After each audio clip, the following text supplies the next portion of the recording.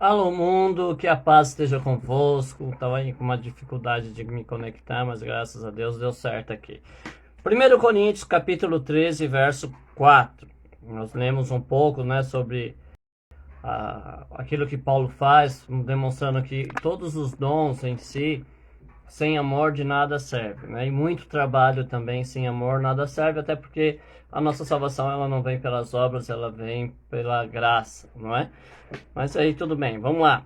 Capítulo 4. A caridade é sofredora, é benigna, a caridade não é invejosa, a caridade não trata com leviandade, não se ensoberbece, não se porta com indecência, não busca os seus próprios interesses, não se irrita, não suspeita mal. Não folga com a justiça, mas folga com a verdade.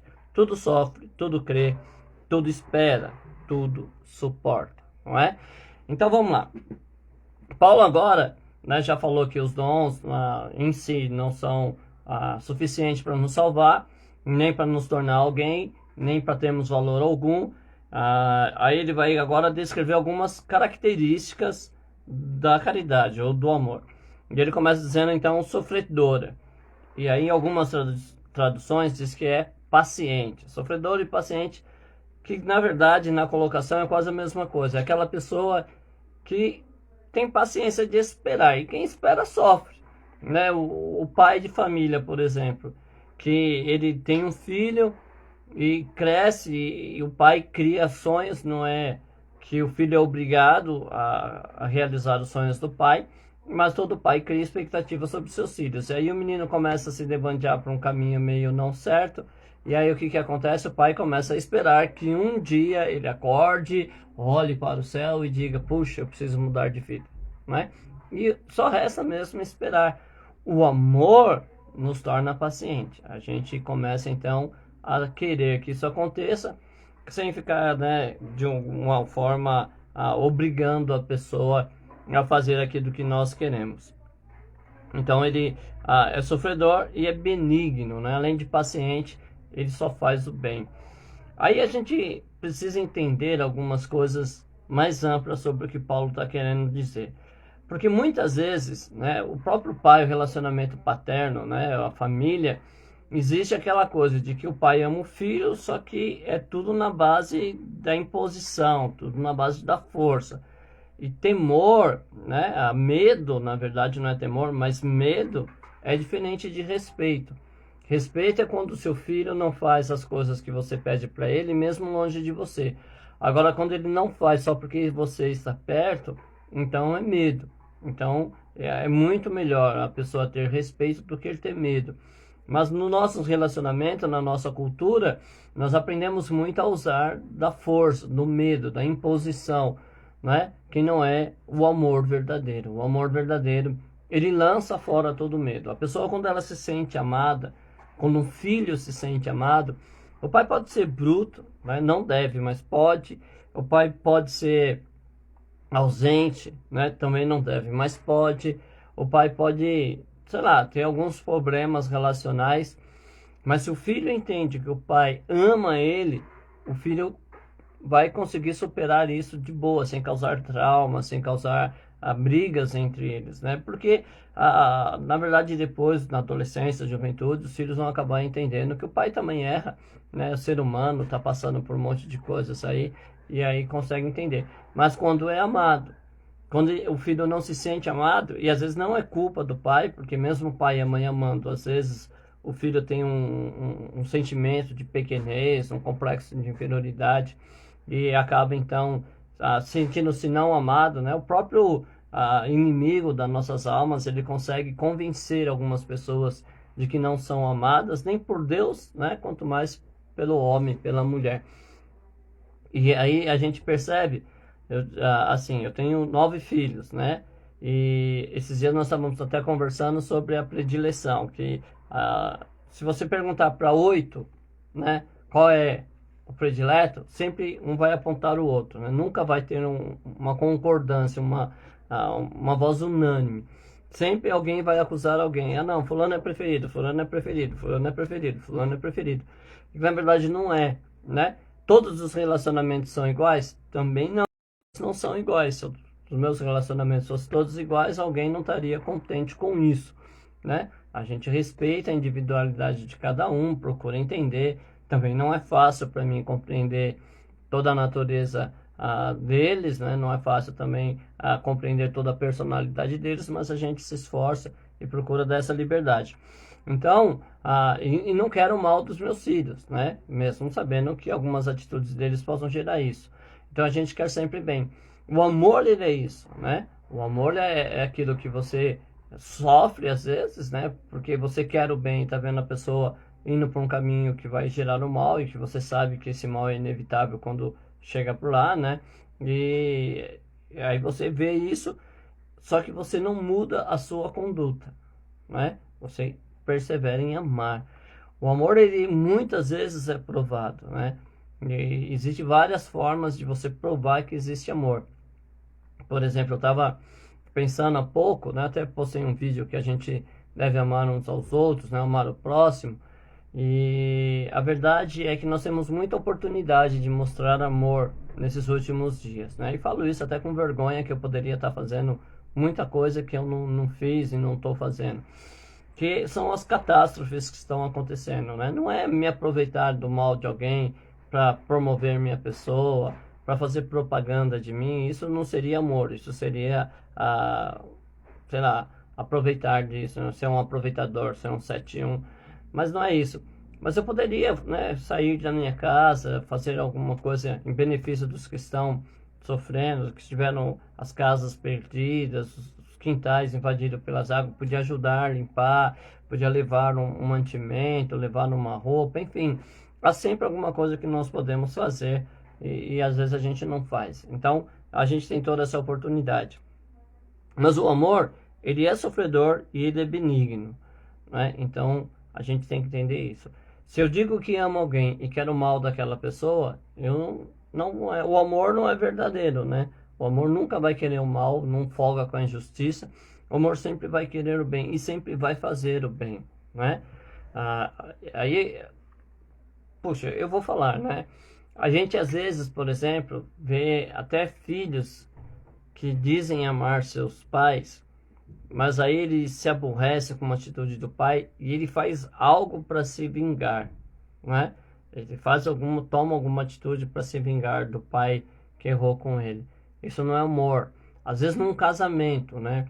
Num casamento, às vezes as pessoas dizem que amam, mas aí uma das partes faz alguma coisa que magoa e a gente agride a outra parte como se fosse. Só que isso também não é amor, não é?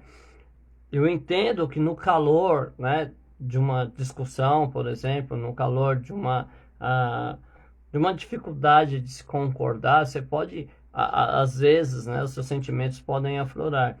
Mas as pessoas friamente praticar o mal, isso mostra claramente que não é humor, né? Eu disse aqui em outra live que a gente, né, sabe que isso acontece mais com as mulheres, porque na verdade parece que o homem torna mais público isso. Mas num relacionamento extraconjugal, por exemplo, muitas vezes o marido acaba traindo a mulher diz amar o marido, não é? Mas aí ela acaba detonando a imagem pública do marido, né? Acaba traçando, sabe, situações horríveis para o marido e que, na verdade, demonstra que ela própria não ama esse marido, né? Eu até aconselharia que separasse. Pastor, não pode dizer isso. Eu posso, né? Você pode não concordar, mas eu também posso dizer.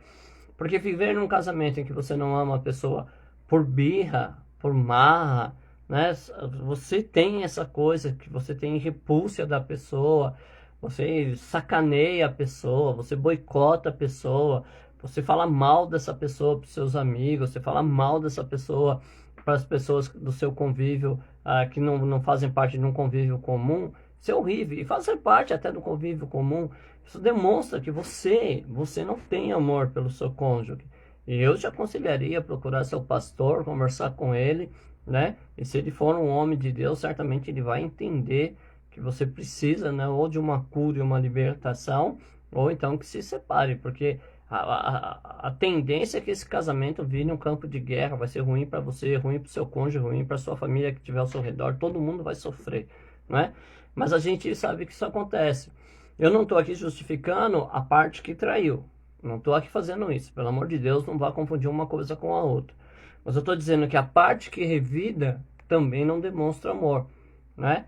E aí, se a gente fosse então querer julgar, então a gente precisa entender se no ato que aconteceu houve essa demonstração da falta do amor, como é que é esse relacionamento longe dos olhos públicos, não é? Como é que é esse relacionamento quando ninguém vê? Existe amor? Não, amor a gente já entendeu que não existe. Mas existe algum tipo de afeto? Existe algum tipo de elo, seja emocional, seja financeiro, seja propósito, né? Que una essas pessoas para que elas continuem junto, não é? Porque se na demonstração a gente percebe que não tem amor, é um caso a se pensar. Principalmente às vezes namorado também acontece isso. Se praticou o mal, não ama. Quem ama não pratica o mal. Ponto final. Então vamos lá. Não é invejosa, né? Eu acho bacana essa parte do não é invejosa, porque hoje, por exemplo, existe uma competição, né? E eu vou usar novamente o casamento como exemplo, porque é um dos relacionamentos em que, teoricamente, não deveria haver competição, até porque o propósito do casamento é unir, é tornar duas pessoas em um único ser, não é? Então esse é o propósito do casamento, é que eles concordem em tudo, assim como o Pai, o Filho e o Espírito Santo em tudo concordam, não é? Então esse é o propósito do casamento. E às vezes a competição, e às vezes gera essa inveja. Eu já conheci casais, por exemplo, já presenciei de às vezes o marido ir receber uma honra, não é? Por algum feito que fez, ou a mesma mulher também, já vi esse outro lado da moeda. A mulher vai receber uma honra e o marido se sente injustiçado, né? Ou a mulher se sente injustiçada, né? Porque não é eu que vou, eu que deveria ganhar. Não sabe o que eu fiz para que ele conseguisse. Isso é inveja, irmão. Isso é inveja, não é? E a gente precisa tomar esse cuidado. Se a gente quer amar mesmo, a gente tem que ter esse entendimento do que é essa inveja, que é bem camuflada, né? Não, eu só queria que me reconhecesse. Não, você está invejando o seu marido, está invejando a pessoa que você diz amar. Acontece muito na igreja? Acontece muito na igreja, né? Que, por exemplo, eu sou pastor há não sei quantos anos aí, né? Mas aí eu sou pastor. Aí entra, ou alguém aceita Jesus hoje, eu tenho a maior alegria de instruir, né? De tirar dúvidas, de sentar horas e conversar, explicando a palavra, ensinando a palavra. E aí o que acontece? Esse novo convertido tem uma oportunidade e usa bem, faz bom uso da palavra, cai na graça da comunidade. A comunidade quer ouvir ele mais vezes, às vezes pede para fazer um estudo bíblico e pede ele, e isso gera inveja em mim, né? Puxa, por que estão fazendo isso, né? Porque, né, lembra da canção lá de Davi? Saul matou milhares, Davi dezenas de milhares, despertou os ciúmes de Saul, né? Porque às vezes eu digo que eu amo, mas eu amo se for abaixo de mim, eu amo se eu puder ostentar autoridade, eu amo se eu puder dominar, eu amo se eu puder ter o controle. Isso não é amor, né? E se isso escapa de mim, então eu sinto inveja. A gente precisa tomar muito cuidado com isso. A gente que deseja amar, a gente que quer viver e devemos viver por amor, que é mandamento bíblico, né? Amar um ao outro. A gente tem que tomar esse tipo de coisa. Quando o seu irmão é honrado, qual é o sentimento que você tem? E aí, não precisa ficar bravo comigo, né? Porque a maioria dos filósofos e as maiorias dos estudiosos da mente humana, do comportamento humano, eles podem me ajudar e dizer, né, que a verdade é que chorar com os que choram é muito fácil. Se você for num velório, você não precisa nem conhecer o defunto. Mas se você ficar muito tempo olhando lá para o sofrimento das pessoas, é capaz de você chorar, não é? Porque o seu sentimento, você é humano, você se compadece da dor do outro, e aí então você pode chorar se você ficar num ambiente propício a isso. Agora, se alegrar com que se alegram, aí é mais difícil, né? Porque imagine que eu tenho 9 filhos e nenhum dos meus filhos ainda é advogado, né? Eu também não queria que fosse, mas é só um exemplo de uma profissão que é muito almejada. Ou vamos colocar aqui, nenhum dos meus filhos é neurocirurgião, não é? Nenhum dos meus filhos é, sei lá, qualquer profissão que seja assim, cobiçada por todos. E aí o meu vizinho, não é? Meu vizinho, ele me convida para ir para a formatura do filho dele, que é da pós-graduação do filho dele. Ele vai dar uma festa porque o menino conseguiu uma bolsa em Harvard e vai viajar para lá, vai fazer lá o MBA lá, né, em Harvard, e ele tá todo feliz. E aí eu vou, né? Ou às vezes eu dou uma desculpa para não ir.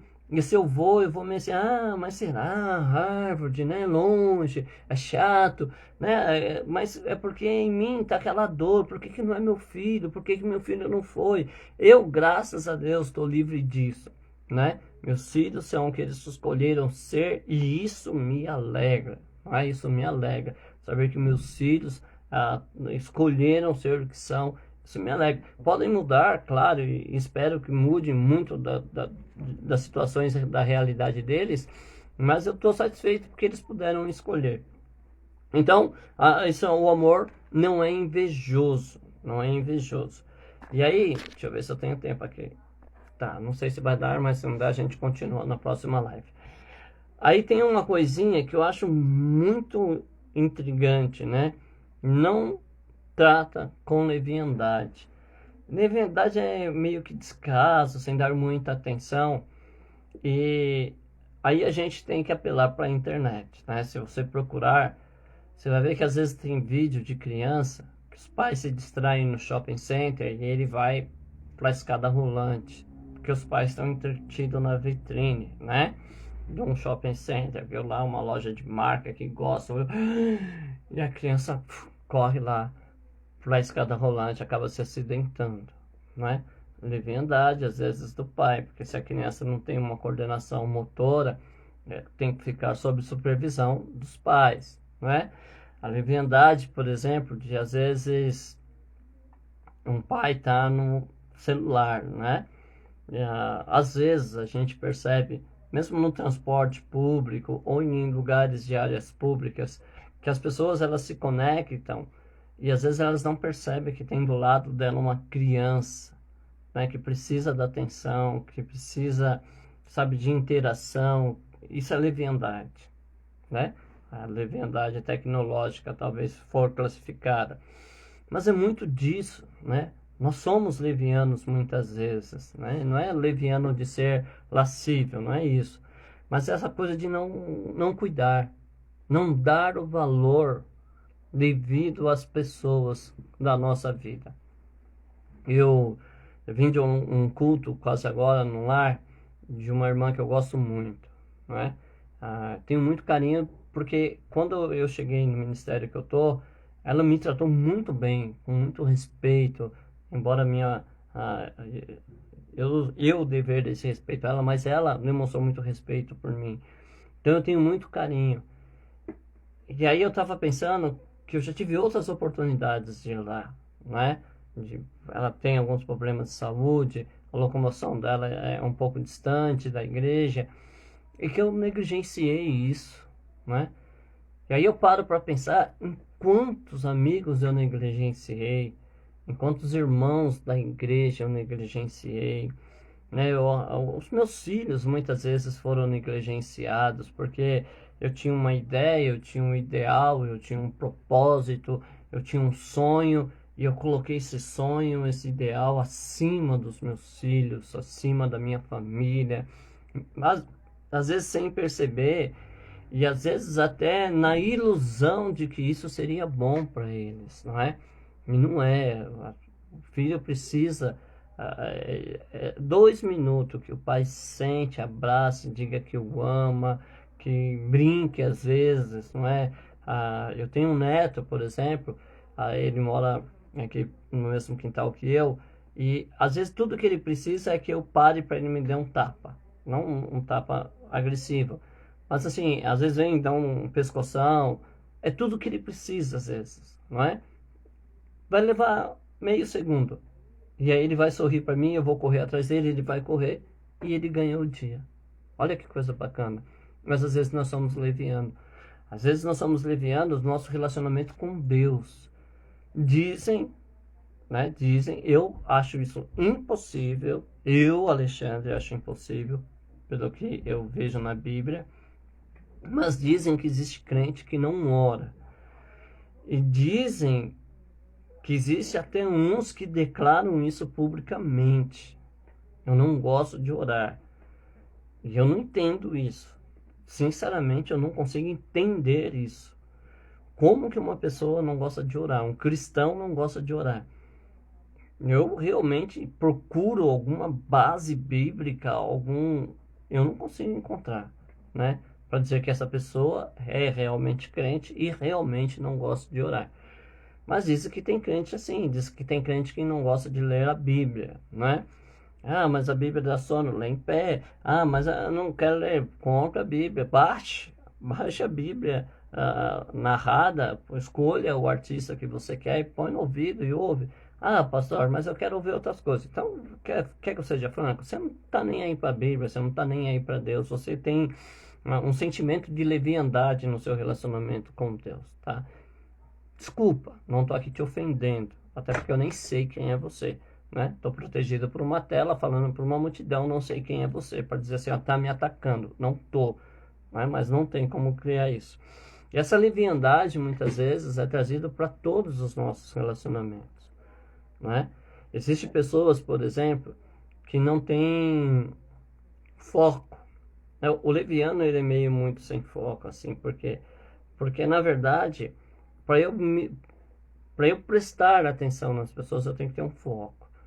Então, às vezes a gente vai fazer um simples de jejum, né, o café da manhã ali, e a gente às vezes come rapidamente, não percebe a pessoa que está do lado, não dá um bom dia, a gente sai para trabalhar na correria, pega a condução, passa pelas pessoas, e às vezes não cumprimenta, né, o problema do celular, que é um cabresto, né, que te limita a visão, e você não vê quem está ao seu redor, você só consegue ver o que está na sua mão.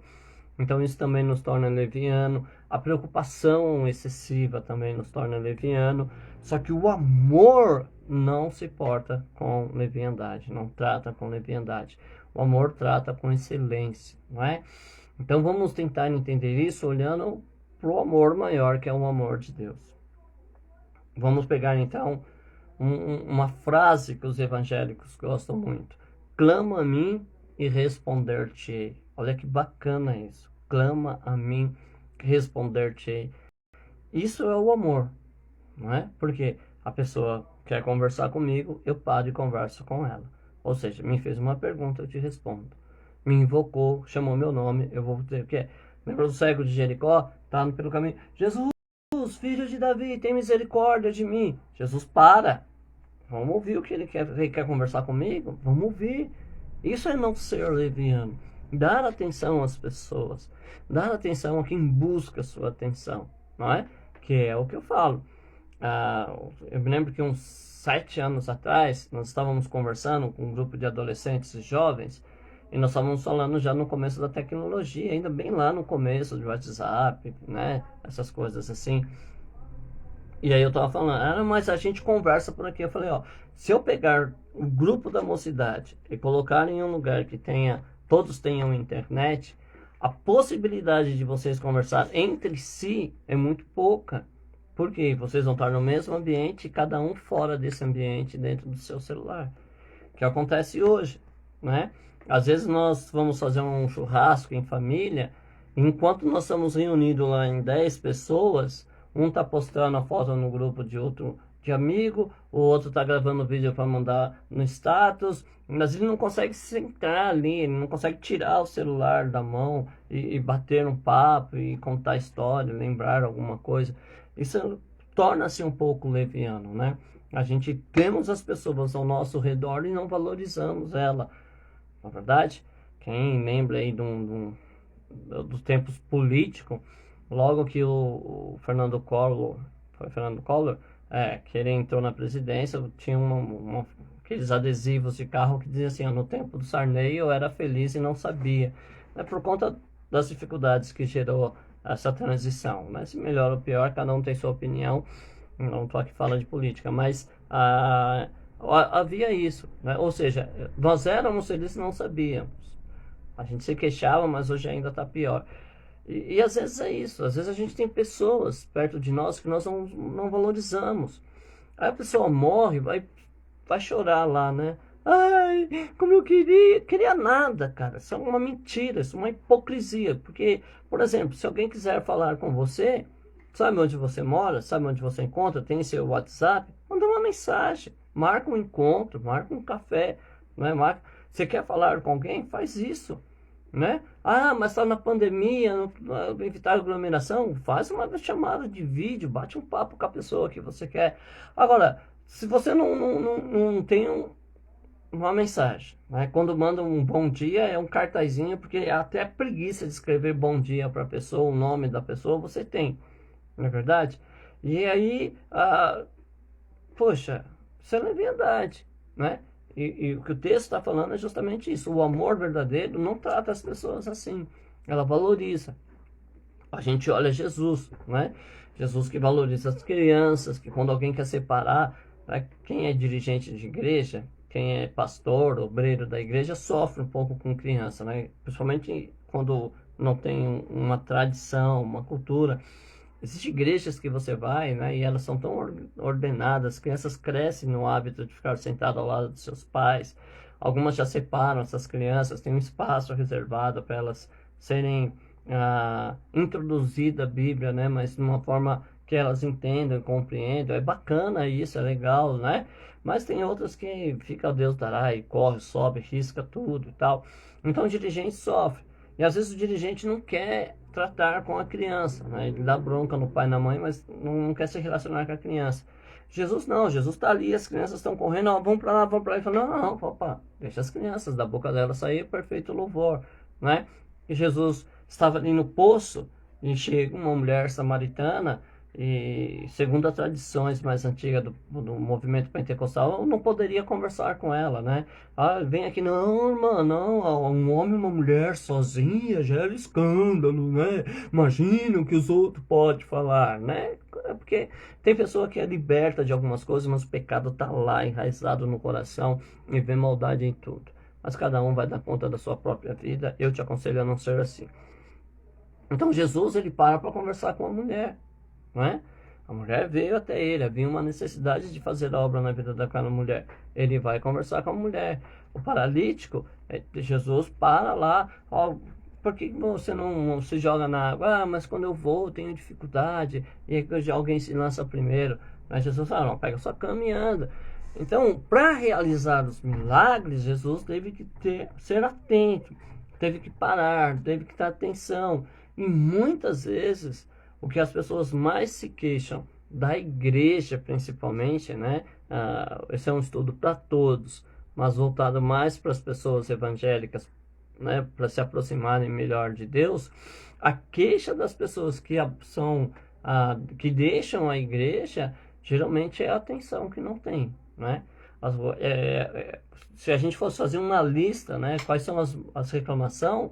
O que encabeçaria essa lista é justamente a falta de atenção do pastor, da liderança, da própria irmandade, né? Eu lembro que nós fomos conversar com uma família uma vez e disse, ó, pastor, nós saímos da igreja e ninguém vinha nos visitar. Ninguém fez uma visita para nós, não é? Duro isso? Duro? Lógico que é duro, né? Imagine que, por exemplo, eu tenho uma igreja e alguém para de ir na igreja, eu vou procurar a pessoa, ela fala isso, ó, pastor, tanto tempo eu fiquei que você não veio fazendo uma visita, né? Então é muito complicado. Quer dizer, a gente muitas vezes a igreja, isso aqui não é apontando erro de ninguém, não. Estou falando que é uma coisa que nós todos temos que observar, né? Qualquer pessoa que faz parte do corpo de Cristo deve observar. Tem pessoas que não estão indo no culto, vai lá fazer uma visita. Você não diz que ama ela quando ela está do seu lado, né? Em cima do altar, quando você prega, você não diz que ama. Quando você está na confraternização, na frente dos irmãos, você não diz que ama, agora ela precisa que você mostre amor, que você vá à casa dela.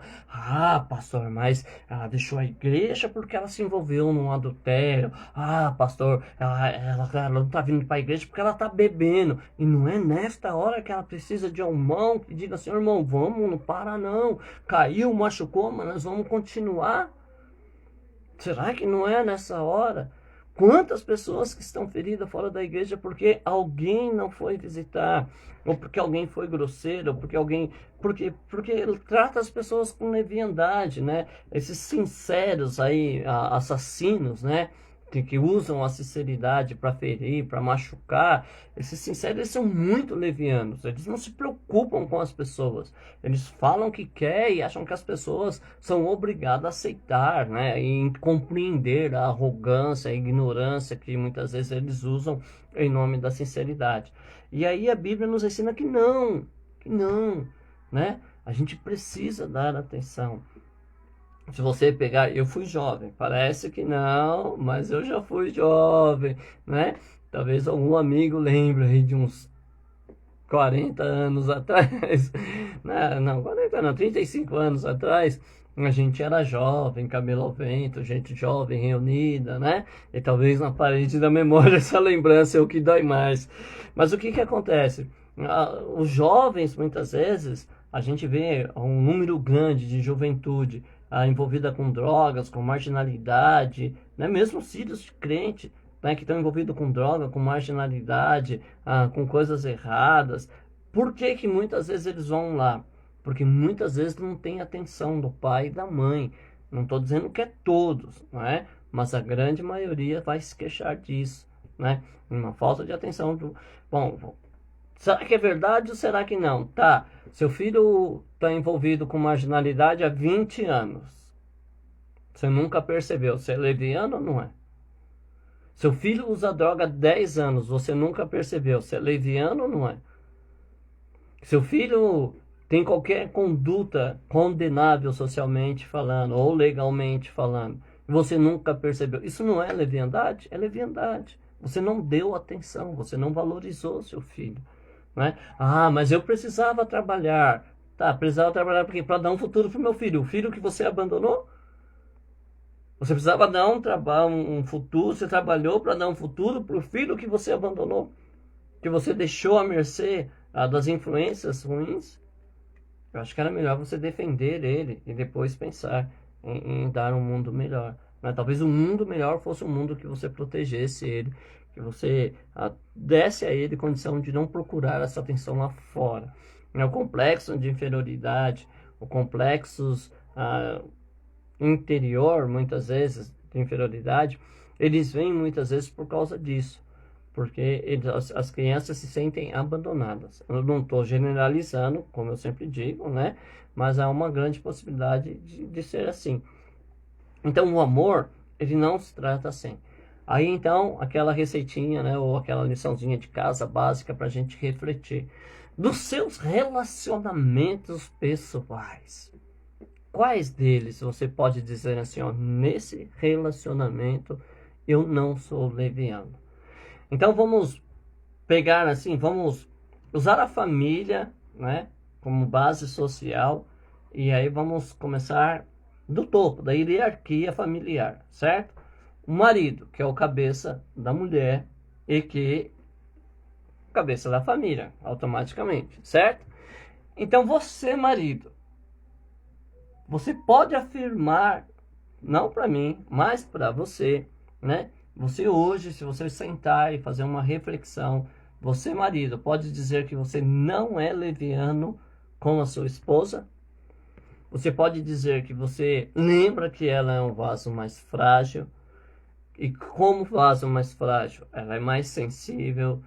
Você lembra que as mulheres, né, no modo geral, elas têm necessidades especiais, elas precisam se sentir amadas, queridas, elas precisam entender que você a ama, que você a quer bem, né? A frase "eu te amo" é uma frase que você precisa usar com frequência, não apenas uma vez diária. Use sem moderação, não é? E seja sincero, porque se não for sincero também não adianta. Então, você, esposo, hoje, né? Você pode dizer assim, ó, no meu relacionamento conjugal, eu não sou leviano, né? Eu sou um esposo presente. Eu dou presentes, eu compro chocolate, eu compro flores, eu compro supra necessidades, né? Você cumpre o seu papel de marido, né? E não estou falando só da parte íntima disso, né? O papel, porque o marido não é só a intimidade, o marido tem todo, né, um leque de responsabilidades com a sua mulher. Você cumpre isso? E como pai de família, você cumpre isso? Você é amigo dos seus filhos, não é? Você é aquele pai durão, né? Seus filhos têm a liberdade de te abraçar? Deixa eu perguntar isso, eu vou perguntar para meus filhos depois. Seus filhos têm a liberdade de te abraçar? Você como pai, eles sentem isso? Porque eu conheço pais e mães também que os filhos não têm liberdade de abraçar, não é? Seu filho abraça, ou é uma cara feia, ou sai para lá, menino, agora não é hora, né? Nunca tem tempo para os filhos. Isso é leviandade também, né? Mas hoje, para você, pai, você tem um relacionamento bacana com seus filhos têm acesso a você, né? Se um filho vier conversar com você agora, você pediria, né, para ele esperar a live acabar, ou você sentaria com ele, até convidaria para ouvir a live com você? Como é que seria essa abordagem do seu filho, né? Então vamos tirar da live, mas vamos colocar assim, num momento qualquer da sua relação com a internet, que você está conectado, vendo vídeo, está conversando com alguém. Se seu filho te abordar para um momento de conversa, você abandona o celular para conversar com o seu filho ou não? Porque se você não abandona, isso é leviandade. Você compreende que seus filhos têm necessidades financeiras, emocionais, sentimentais. Como você trata isso? Com muita atenção ou com leviandade? Qual é a cor preferida do seu filho? Qual é o alimento preferido do seu filho? Não é? Qual o estilo musical que seu filho gosta? Saberia me responder essas coisas? Ou melhor, responder a você? Bom, pulou o chefe de família, as esposas, não é? Porque por ordem de hierarquia, homem, mulher, né? Ou marido e esposa. Você, esposa, deixa eu te perguntar, em relação ao seu esposo, né? Você pode assegurar para você que você não é leviana? Tem uma história que o pastor Rui Caetano contou de um casal que 18 anos de casamento, todos os dias pela manhã, eles repartiam mamão papaya e cada um comia metade desse mamão, não é? E foi se passando os anos, foi passando, depois de 18 anos, a mulher fez uma queixa ao seu marido. Ela disse assim, olha, eu acho que você não me ama verdadeiramente, né? E ele disse assim, olha, há 18 anos eu como mamão papaya com você todos os dias pela manhã e eu não suporto mamão papaya. Ou seja, a mulher em 18 anos nunca percebeu isso.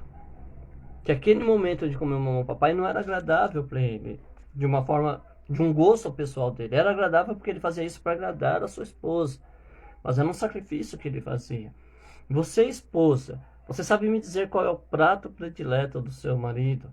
Você sabe me dizer do que seu marido gosta? Você sabe me dizer, por exemplo, quais são os sonhos do seu marido? Quais são as dores que ele carrega no peito em relação à família, em relação ao casamento? Você sabe quais são as feridas da alma do seu marido? Ele é crente, pastor, ele é sarado, graças a Deus. Graças a Deus, mas será que ele não tem nenhum medo, nenhuma insegurança? Né? Vocês conversam sobre isso, você se preocupa com isso.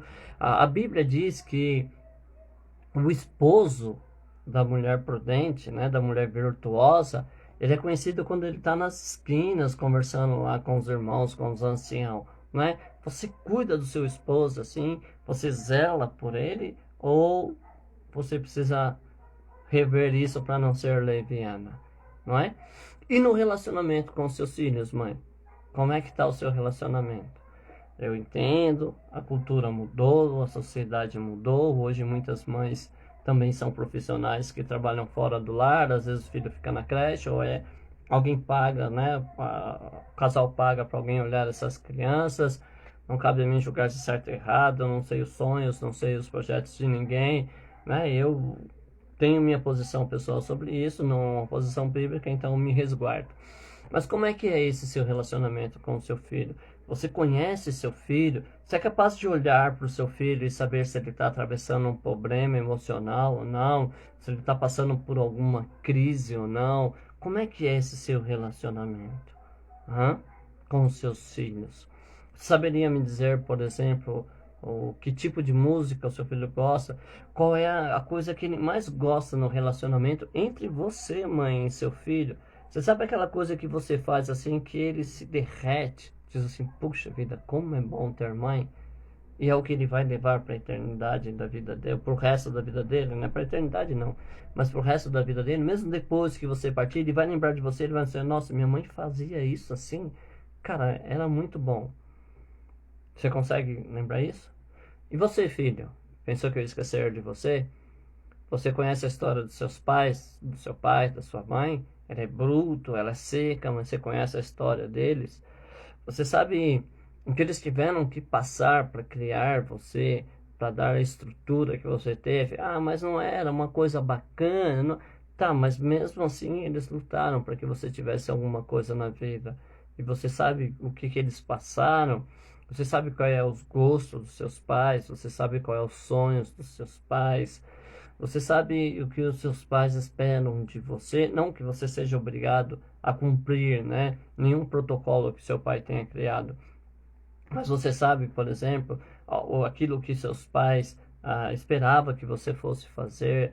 E eu falo isso não só da profissão, né, dos estudos. Você entende isso? Você consegue entender seus pais quando eles estão ali bravo com você porque você foi para a escola e não estudou, né? Eu vejo muitos adolescentes e jovens que vão para a escola e não estudam. Eu não sei que tipo de mentalidade eles têm. Talvez a mesma mentalidade idiota que eu tinha quando eu era jovem e adolescente, não é? Não posso me queixar de muitas notas, não era o melhor aluno, mas as minhas notas também não eram das piores. Era medíocre, né? Médio, mediano, essas coisas de mediocridade toda. Mas você consegue ver isso? Bom, se você não é leviano dentro da sua família, nos relacionamentos profissionais, religiosos, você que tem uma religião, né, como o cristianismo, que exige a prática do amor, do perdão, que exige o relacionamento com os irmãos de uma igreja, né, de um povoado, de uma comunidade, que exige que você esteja disposto a doar o que você tem para ajudar quem não tem. Você tem prestado atenção nisso? Vou falar só do cristianismo, tá? Não das outras religiões, porque eu não tenho nem o direito de falar delas por não entender muito, não ter muito conhecimentos. Mas dentro do cristianismo, nós somos uma religião que a expressão de servo de Deus, de filho de Deus, quer dizer fazer aquilo que Jesus faria, né? A realidade mudou, muitas coisas nós vamos fazer que ele não poderia se inspirar nele porque não dá. Mas você, por exemplo, você é uma pessoa que olha para o seu irmão, para a necessidade de quem está ao seu lado. Você é uma pessoa polida, né, educada. Domingo na igreja, duas leituras lá em textos diferentes falou do cuidado que nós devemos ter com as palavras ao tratar com as pessoas, não é? Então, sinceros que são homicidas, cuidado, cuidado, não é? Se alguém conhece a Bíblia e vê você com essa agressividade toda assim, vai dizer, isso daqui não é crente nem no inferno, não é verdade? E pode ser que ele não esteja tão errado assim.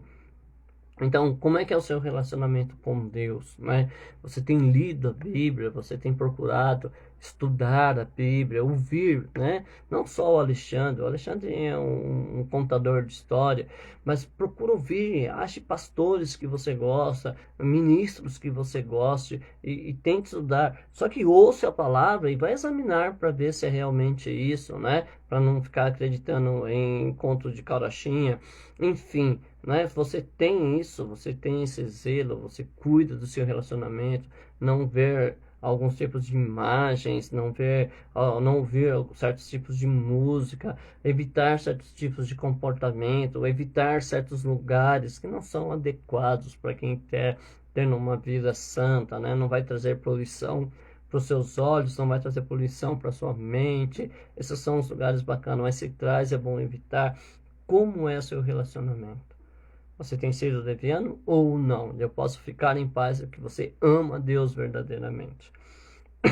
Bom, eu acho que por hoje basta e aí amanhã a gente continua se Deus permitir. Amém? Senhor Deus, nós entendemos que o seu amor é sofredor, é benigno e que não trata com leviandade, Pai. E é por isso que nós pedimos perdão. Se às vezes não valorizamos o nosso relacionamento, Pai, o relacionamento que o Senhor criou com o sacrifício da cruz, com a ressurreição de Jesus, Pai, e que agora nos atrai por Tua graça, e muitas vezes nós não valorizamos isso, somos levianos com o Senhor, Pai. Assim como somos levianos com a família, assim como somos levianos com os amigos, com a profissão, com as pessoas ao nosso redor, e nós pedimos perdão hoje, Pai. Queremos mudar porque nós queremos amar verdadeiramente uns aos outros, para que o nome de Jesus seja glorificado. Eu quero desejar a todos uma boa noite, um bom descanso, e amanhã, então, às 22h30, se Deus permitir, estaremos de volta. Deus abençoe.